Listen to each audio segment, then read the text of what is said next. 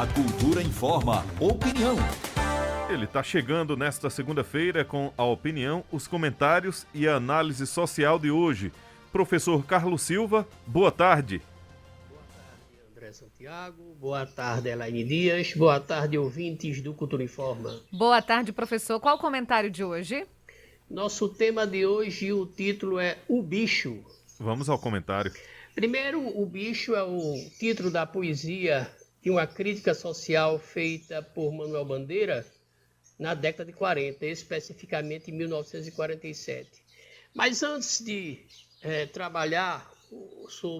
falar sobre o comentário, eu queria parabenizar duas atletas brasileiras. Primeiro, Marta, do futebol feminino, pela sua postura, pela sua visão crítica de cidadã e atleta. Quando ela protesta, ela não exibe marcas de patrocínio por não concordar que o patrocínio para a mulher seja menor do que o patrocínio para o atleta homem. Isso é muito interessante diante de um mundo tão capitalista, tão selvagem. Ela defende essa bandeira de que atletas são todos iguais, não interessa aí o gênero. O esforço, a luta, a dedicação e o sonho são os mesmos. Não tem por que o capitalismo querer diminuir, de certa maneira, o patrocínio por achar até, de certa forma, que a mulher que a atleta feminina seja inferiorizada na questão do futebol. E parabenizar a Raíssa Leal, a fadinha do skate. O skate, que ainda é um esporte preconceituado, ainda é um esporte considerado periférico, de favela, de zona urbana, né, nos bairros pobres de zona urbana, e no comportamento que quando o jovem pobre sai com a tatuagem e com o skate no ombro, né, carregando a sociedade ainda critica, acha que ele é vagabundo. E um detalhe, esse mesmo esporte estava proibido em São Paulo, até quando a prefeita, na época, Erudina, entra na prefeitura e libera esse esporte. Parabéns a uma menina que teve um sonho quando criança e esse sonho levou ela para o estrelato e para, com toda a justiça, para representar a nação, pelo menos no esporte. Esporte esse que transfere dedicação, saúde e, por que não dizer, educação social. Bom, mas vamos ao comentário. Eu queria não fazer uma crítica, não é uma crítica, é um questionamento, uma reflexão sobre o que está acontecendo no mundo. Nós temos no mundo, no planeta, aproximadamente 1,3 bilhões, 1 bilhão e 300 milhões de pessoas passando fome. Miséria, passando fome, não ter o que comer, catando lixo. Não é? Essa é a quantidade de pessoas. De repente, uma empresa faz uma nave, segundo o relatório de desenvolvimento humano da própria ONU, é esse dado, 1 bilhão e 300 milhões de pessoas. E uma empresa cobra 55 milhões de dólares para uma pessoa entrar numa aeronave, subir lá em cima e olhar para a Terra. É aproximadamente 1 bilhão 278 milhões de reais para passar 10 minutos olhando a Terra de cima para baixo. E o que nos impressiona é que existe no mundo 2.189 pessoas bilionárias, que concentram na sua riqueza 8,9 trilhões de dólares. Ou seja, daria para matar a fome de todo mundo. Ainda sobrava mais da metade de dinheiro para esse pessoal. Né? O que precisaria para acabar com a fome, seria exatamente 4 trilhões de dólares, né? De uma parcela única, ou 267 bilhões durante 15 anos. Então, existe essa fortuna concentrada na mão de 2.100 e poucas pessoas, cujas fortunas não foi construída sozinho por eles. Eles não nasceram e não plantaram dinheiro. Foi resultado de uma relação direta e indireta de todo o planeta. Nós pagamos aqui a inflação americana, a inflação russa, a inflação de qualquer país. Nós pagamos, através das taxas e tributos internacionais, as armas que são construídas para as guerras, as inflações, tudo. Nós somos uma única raça humana. Nós somos o único povo na Terra. Não há fronteira quando se trata de fama, quando se trata de comércio, porque o dinheiro, ele passa a moeda, a necessidade de existir, ela tem uma relação direta com outros países. Quando alguém senta numa cadeira, usa um computador, qualquer coisa, você está usando indiretamente ou diretamente a força de trabalho de qualquer pessoa no planeta. Então, nós temos uma empresa que cobra, a Spacer, que cobra 55 milhões de dólares para uma pessoa passar 10 minutos olhando da Terra de cima para baixo, quando deveria, na minha opinião, olhar a qualidade de vida aqui na Terra. Claro que isso é um avanço para a ciência. O que é que estão querendo fazer com isso? Será que estão prevendo uma catástrofe natural e já tem aí uma parcela da civilização que vai poder fugir para outro planeta? O que é que se está procurando? Mas isso é uma situação científica que deve ser dada ao Estado e às universidades privadas e federais o direito de avançar cientificamente. Mas concentrar uma quantidade de dinheiro dessa, de 8,9 trilhões de dólares, e o mundo passando fome. E as pessoas pedindo para comer. E você não precisa ir muito longe. Perto da sua casa tem alguém precisando de você. Isso me faz lembrar, e para concluir, o poema de Manuel Bandeira, que chama-se Bicho. O bicho, ele diz: vi ontem um bicho na imundícia do pátio, catando comida entre os detritos. Quando achava alguma coisa, não examinava nem cheirava. Engolia com voracidade. O bicho não era um cão, não era um gato, não era um rato. O bicho, meu Deus, era um homem. E isso foi escrito em 1947. E para onde nós estamos indo?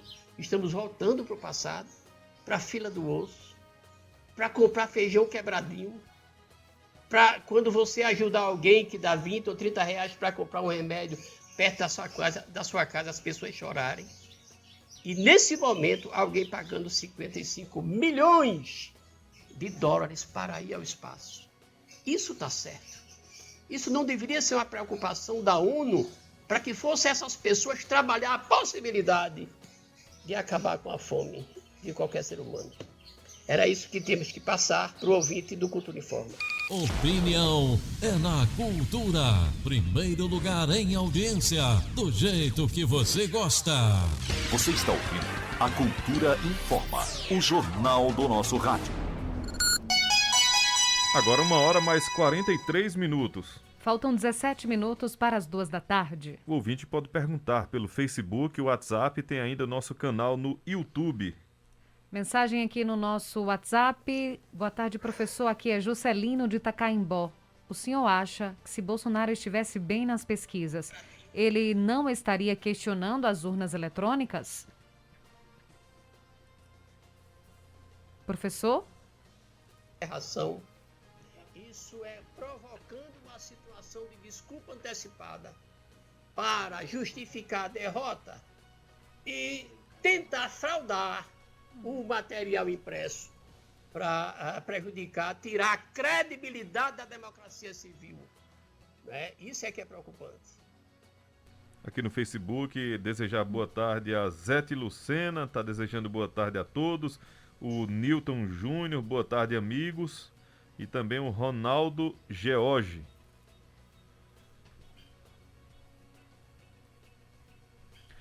Boa tarde a todos, estamos no Caiucá, mais uma manifestação da esquerda com vandalismo e nas capitais do Nordeste um fracasso total. Isso é socialismo e comunismo, professor Índio Agagiani? Não, você que tem que estudar o que é socialismo e comunismo. O que nós tivemos foi uma manifestação legal. O que é não legal é um presidente da República contratar policiais e pessoas com moto para fazer um passeio. Para fazer um passeio de motociata. Trabalhador não tem aquela quantidade de moto. Essas manifestações, elas são necessárias, quando independentemente até de ideologia. Eu acho que você deveria se preocupar com o seu povo, que nesse momento está morrendo, está tendo a sua terra invadida e estamos caminhando para o 5º mês seguido de desmatamento na Amazônia. Coca do Gás diz: que bela reflexão, professor. Concordo plenamente com o senhor. Obrigado, amigo. O Cícero Heleno, boa tarde a todos. Professor, sendo a Messias, era o Fábio daqui do centro, da cidade de Caruaru. Por que tanta gente passando fome no Brasil com tanta riqueza que nosso Brasil tem? Você faz uma reflexão muito profunda. Por quê? Por exemplo, uma fila para comer carne de osso no estado, naquela região onde se tem 32 milhões de cabeças de gado. Né? Por que se passa fome assim? Porque não há uma preocupação em matar a renda universal básica, a renda universal, ou a renda nacional, ou Bolsa Família, que dê ao ser humano o mínimo de sobrevivência. Sabe por quê? Porque na natureza, o único animal que tem que trabalhar para se alimentar é o ser humano. O resto tem a certeza da sua alimentação. Maria Zulmira está acompanhando aqui no YouTube, a gente manda um abraço para ela está desejando boa tarde para todo mundo. Muito obrigada, Maria Zulmira. Professor, a gente lembra aqui mais uma vez que na próxima sexta-feira, dia 30 de julho, a gente vai estar realizando a Blitz Cultura FM ao vivo a partir das 9 da manhã com a nossa tenda personalizada ao lado do Espaço Cultural Tancredo Neves. Lembrando que o ouvinte vai poder ganhar brindes exclusivos e personalizados, aplicar o perfurado da cultura no seu veículo e concorrer a vouchers de abastecimento todo mês. Blitz Cultura FM, ao vivo nesta sexta, dia 30, ao lado do Espaço Cultural Tancredo Neves, a partir das 9 da manhã. Rádio é Cultura, FM é 96,5, do jeito que você gosta. Eu achei até o nome interessante, Blitz Cultural, né? Cultura. Blitz Cultura. Pois é, eu acho que, além da própria campanha, do próprio programa, eu acho que as pessoas têm que entender uma coisa com a profundidade que a cultura merece. Sem cultura, não há liberdade. Sem cultura, não há economia. Não há cidadania. Não há absolutamente nada. A cultura não é festa. A cultura é um comportamento social. Pedro, o Esquilo Zabumbeiro, diz assim: professor, se fraudavam antes com um atraso, imagina agora com a tecnologia. Esquilo Zabumbeiro do Central. Primeiro, não é se. A vida, ela não se estabelece na hipótese, mas se estabelece com o fato. Se você disser se a urna eletrônica pode ser falsificada, então você pode começar a pensar se estão tirando dinheiro da sua conta, no seu banco, se estão forjando o seu Pix, se estão forjando as transferências milionárias. Então a gente vai cair numa paranoia. Se achar que tudo tem um quê de roubo. Claro que a tecnologia... Eu vou te fazer agora uma reflexão para toda a sociedade. Qual é mais seguro? Um cadeado de aço num portão ou um filete de plástico com o número de série? Um lacre de plástico. É o lacre. Ou seja, a tecnologia nos traz a ideia da complexidade da segurança. Mas papel, pense, a urna, quando você vai votar, ela não está ligada na internet, gente. Ela gera um arquivo, o que na linguagem, né, tecnológica, da informática, eu esqueci o termozinho que se usa agora, mas eles geram um arquivo em disquete, que ao ser retirado dali, ela emite o boletim de urna que fica afixado na sessão. Veja, aí vai aonde vai ser despejado no computador. Então não há conexão com a internet. Então é primário pensar dessa forma. Mensagem de Carlos Silva de São Caetano. Boa tarde, Cultura. Boa tarde para você e professor Carlos Silva, sempre com a resposta pronta para esses eleitores de Bozo, diz aqui o Carlos. Agora lembrei do termo, concatena. Ela concatena um arquivo e gera por disquete, um pendrive, e o boletim de urna é tirado na hora, pronto. Daí a segurança. O Willy, aqui em Caruaru, diz: professor, essa crise boa parte do PT roubou por 16 anos. Passeata com vandalismo. Olha, primeiro, professor, onde é que por que não vai vandalismo? morar na Venezuela?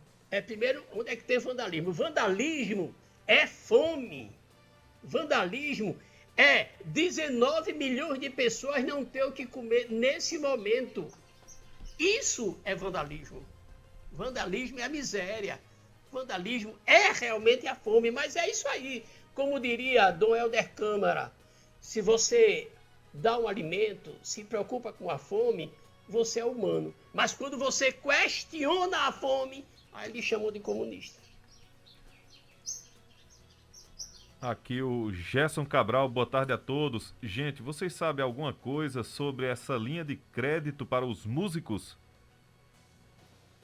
Ó, se essa linha de crédito que ele está se referindo ao Crédito Amigo, se for essa que eu vi o comentário e reportagem, Crédito Amigo existe há mais de 12 anos. Tá certo? O financiamento foi criado e feito pelo Banco do Nordeste e deve ser esse empréstimo com grupo de pessoas. Eu acho que ele deveria se aprofundar e até o VNB aqui no centro saber. Tem mensagem aqui no nosso WhatsApp. Boa tarde a todos. Eduardo, do São João da Escócia, diz: pergunta ao Gado, qual foi o presidente que tirou o Brasil do mapa da fome? A resposta está na ONU, né? Gente, fujam da questão ideológica ou partidária. A questão que estamos vivendo nesse momento está aí, a questão do gerenciamento da pandemia. O Brasil não teve a primeira pandemia agora. O Brasil não teve a primeira vacinação agora. Desde 1927. Aliás, desde 1804. É a primeira vez que o país, com o Plano Nacional de Imunização, se discute vacina, se discute eficácia, se discute quem comprou, quem não comprou, quem quer propina e assim por diante. Veja que onde nós estamos. Regredimos. Aqui o Valdir Júnior. Quer dizer que a solução do Brasil é a esquerda voltar ao poder, professor? Não, a solução de qualquer país é um projeto de governo que se preocupe com direitos, se preocupe com o bem-estar social do seu povo, que não faça o povo sofrer. O Brasil, sendo autossuficiente em petróleo, ele vende o nosso combustível no exterior em dólar, uma moeda que oscila, e está vendendo esse mesmo combustível em dólar no Brasil, onde o trabalhador recebe moeda fixa. Qualquer projeto que venha atendendo à nossa Constituição Federal e ao bem-estar social, com a tolerância, com democracia e com respeito às pessoas e aos diferentes, é esse projeto que deve se voltar para o Brasil. Walter Cinegrafista diz que quando derrubaram Dilma, o Brasil tinha 10 milhões de pessoas abaixo da linha da pobreza. Agora tem 19. Os bolsominions achando normal? É delicado, porque quando você acha normal... Eu vou dar um pequeno exemplo muito interessante. A nossa economia ela é louca. É uma economia louca, é um projeto louco. E vou dizer por quê. Uma garrafa de água mineral de 500 ml custa R$1. Mas essa mesma água, 20 litros em um botijão, custa R$5. Me explique qual é a lógica. É isso que está acabando com o Brasil. Professor, a gente agradece a participação aqui no programa de hoje, deseja boa tarde e até quarta-feira. Até quarta-feira, André Santiago, até quarta, Elaine Dias, e até quarta-feira, ouvintes do Cultura Informa.